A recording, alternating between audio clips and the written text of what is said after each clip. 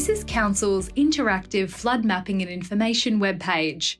This video will help you explore the mapping from Council's flood studies, overland flow path models, and master drainage studies.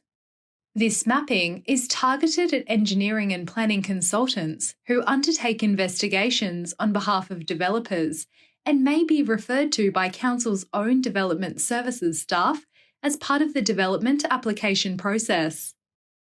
To get here, you may have clicked the link on Council's Flood Mapping and Information webpage, or the Flood Mapping and Information link on Council's My Maps webpage. The mapping in these layers represent the original flood study outputs.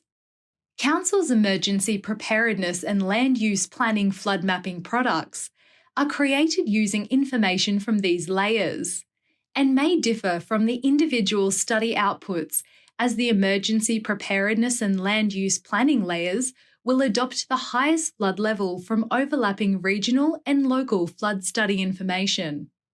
There are a number of flood mapping products available on this page. For the purposes of this video, we're going to focus on using the general information mapping layers. The layer list can be accessed from the toolbar in the top right corner, using the second button from the left. Tick the checkbox next to General Information, Flood Mapping, and expand the list by clicking on the layer name. Ensure that the checkbox next to Land Use Planning, Flood Mapping heading is unticked, so only the General Information layers display. Let's navigate to a property of interest before we look at the layer. The navigation buttons are located in the top left corner of the screen. You will see buttons for zooming in and zooming out,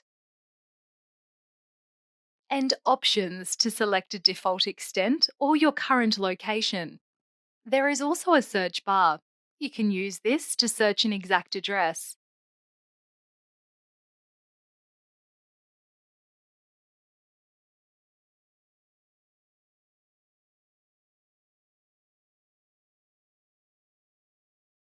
Back to the data. You'll see that there are several options below the General Information heading. We're going to look at the master drainage plans, but viewing any of the other study outputs will follow the same process. Please note the master drainage plans and overland flow path models only display when zoomed into a suburb scale. You'll notice that you can select the extents or the hazard of your model of interest. First, I'll choose extents. Tick the checkbox next to one of the options and expand the list by clicking on the layer name. You can see how I progressively tick the checkboxes and open the listing below until I get to the layer that I'm after, which in this instance is the 1 in 100 future or 2100 climate, also known as the defined flood event. Note that to view an individual layer, every heading above must be checked on. If you then want to view another layer, uncheck the relevant checkboxes. Now I can look at the flood hazard of my location of interest for the same event by ticking the checkboxes as shown. Flood hazard is a function of depth and velocity, and this map gives an indication of where the flood danger is greatest in each of the flood events. The Legend button is located on the left side of the Layer button in the toolbar at the top right of your screen. When you click it, the legend for the map layers you currently have selected will appear. Thank you for watching this video. If you have any further questions, please email council@floodmapping@sunshinecoast.qld.gov.au.